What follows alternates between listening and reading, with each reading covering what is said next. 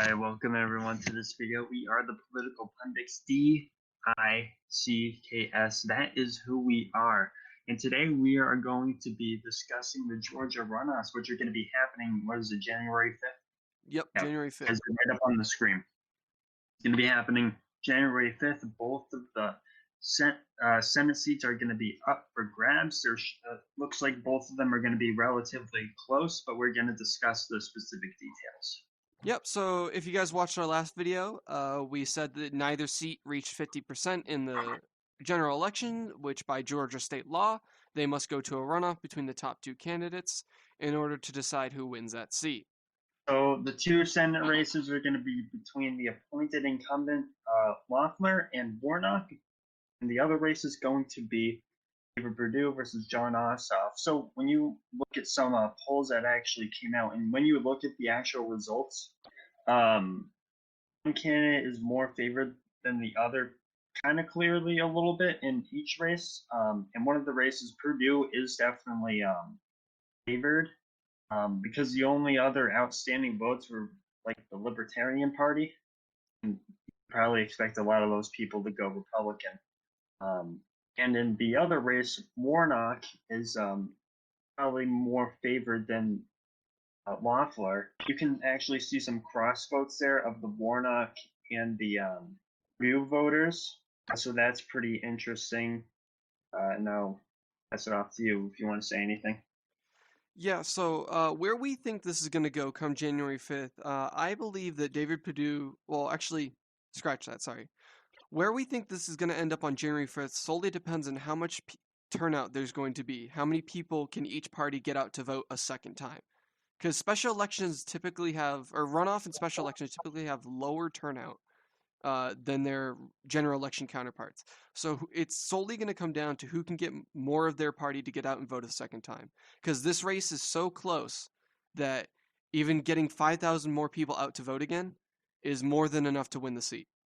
So the results of this, Democrats take both of these seats. They have the majority of the Senate. If they only take one of them, however, Republicans will still maintain control of the Senate. That would lead to like a 51-49, or if Republicans manage both, 52-48 in favor of Republicans. Yeah. And if Democrats don't win both of these, the Republicans are probably going to give Biden an awful hard time for the next 4 years. Yeah, and the 2022 midterms are not looking good, considering the Democrats had a very poor performance this time around. 2022 is not looking favorable for them either if they cannot get their act together and actually put up good candidates and good campaigns to take down Republican incumbents. Yeah, especially like in a red wave year like 2022 is most likely to be. If this is what we're seeing right now, and if this is the party platform that they're running on, they're going to get wiped out. Oh, yeah. And moving on from there, after we talked about the Senate and how it could give Biden a hard time, we're going to dive a little bit into a Biden presidency might look like. How's he going to operate? What are our thoughts on what he's going to do, what he's not going to do, and how it's all going to turn out? Yeah, so as the Senate hangs in the balance, Biden has already been gathering a transition team and announcing different appointees to different government offices. For example, Biden has already announced his chief of staff to be Ron Klain, which I believe used to be his chief of staff back when he was the vice president. Yep. So he'll be returning to his position, this time under the president instead of the vice president. So, so what I think how it's going to turn out is it's going to be a few things that we're going to be discussing in the future.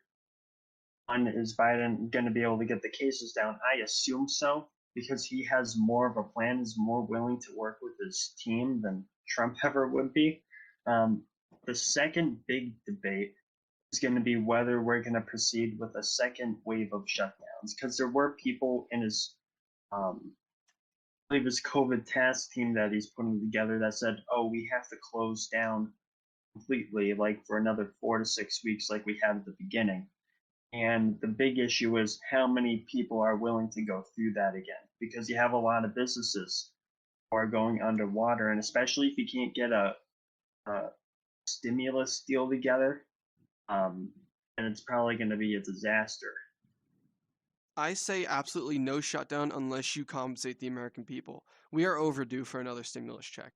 People are still hurting even though everything's technically starting to open. People are still hurting. The Republicans basically hung it over the American people, said, hey, we'll pass this after the election if you vote for us and keep us in power.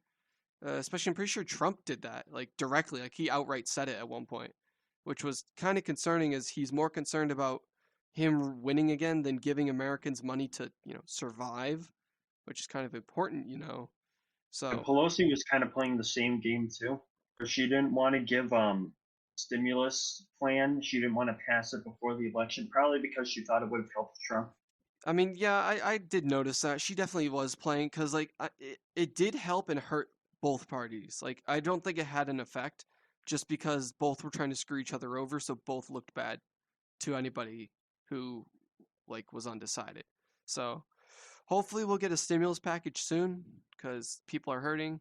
And if you're going to shut down the government or shut down the country again, you definitely need to give like an even bigger stimulus package because there's no way people are going to be able to go 4 to 6 weeks without businesses because like they're going to go bankrupt.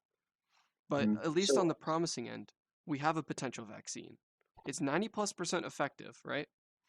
And mm, I think starting this week, Pfizer is going to try and get it emergency approved by the FDA so it can start getting produced and distributed, which is really nice because that'll bring down the case count, that'll bring down the deaths. We'll have less deaths, less cases, and we can actually go back outside without masks for once pretty soon. Hopefully by the summer of 2021. So some of the other issues that are also big is his plan for his climate plan. I know that he wants to go back into the Paris Climate Accord. After that, I'm not so sure what he's going to be able to get done. Probably putting back environmental regulations, and other than that, I don't know what he's going to get done with the Republican Senate. Yeah, I mean, he has big plans and they aren't like they are good for the country. Don't get me wrong, but I really don't think the Republicans are going to pass any of it and it's just to spite him. Just like they did to Obama in 2015, 2016, where they just won't pass anything when they have control. They wouldn't And negotiate nothing. They just kept blocking it. So I think they're going to do that again unless Biden can convince at least some of them to negotiate and come to like a compromise. I mean, if he wants to have a chance of possibly passing anything, he probably has to convince some of the more moderate Republicans. Probably talk to like Suzanne Collins or something. She's probably your best bet to possibly flip. I mean, she voted with Trump like 70 or 80% of the time, so she's not really a moderate Republican. Like I'm she just voted for saying, out of Trump. all the choices, she might be the best chance you have. Yeah, that and Lindsey Graham, because Lindsey Graham has said that he does work with the incumbent president. Like he did work with Obama, that is true. So maybe he will also work with Biden. So that is something we can look to. We'll have to see what happens with that. So, other than climate, what else we have? Some of the things we know that he's not going to do. Well, he's probably going to continue the wars. That is true. I don't think we're pulling out. I don't think he's going to pull our troops out of the Middle East. If anything, maybe the opposite will happen, and we end up with more troops in the Middle East. I really hope not. I mean, because we kind of saw that with Obama. We intervened in Syria, we intervened in Libya, we intervened in more countries, and they made a lot of promises. We're going to pull out of the Middle East, but they never did that. Yeah. So we're gonna be in the Middle East for quite a while. I mean, maybe he'll pull it out. We'll have to wait and see. Um, one other thing that I know Biden is going to try and do, and I don't know if he's going to get off, is his new tax plan. Now, I did look through it, and it is exactly what he says it is. It only increases tax for people who make more than $400,000 a year. So it personally doesn't affect me, and I'm not really worried because even if you do make more than $400,000 a year, you really don't need that money to survive. So the fact that you're getting taxed more shouldn't be upsetting to you unless you're very greedy.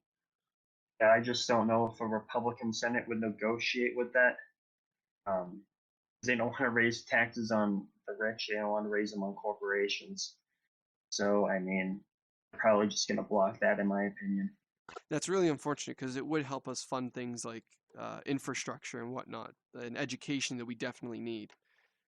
Because our education system is starting to fall very behind other countries. It's really unfortunate to see that and not enough funding is being given to the schools. Another biggie too is he going to raise the minimum wage or not federally? Federally, I mean, again, in our state, it's already above federal minimum wage, so it doesn't really matter to us. But I would hope for the sake of people who like live in Texas and whatnot, where the federal minimum wage is their minimum wage, that is definitely not a living wage, especially in like some of the Texas cities. So hopefully a federal minimum wage would get increased. I don't see why you would be against that, because like you're just saying if you're against it, you're just saying fuck you to poor people, honestly. So And another one I don't necessarily see him doing. I personally can't see him legalizing marijuana recreational. I mean, most states are doing it anyways. I mean, even what was it? I think it was like South Dakota. I think it was South Dakota legalized it Mm. this election cycle. So I think a bunch of states are in legalizing it anyways to the point where it doesn't matter. It would just take a longer period of time as opposed to just Congress passed it. Yeah, that's true. I did make quite a bit of money off of weed stocks for that though. I literally made like $200 or $300 off the stock market from weed stocks. Nice.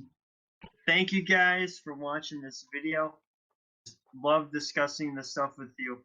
We are the political pundits, DICKS. That is who we are. Thank you for joining. Don't forget to comment, like, subscribe, and let us know what you think. Let us know what you want us to talk about, and we will consider it.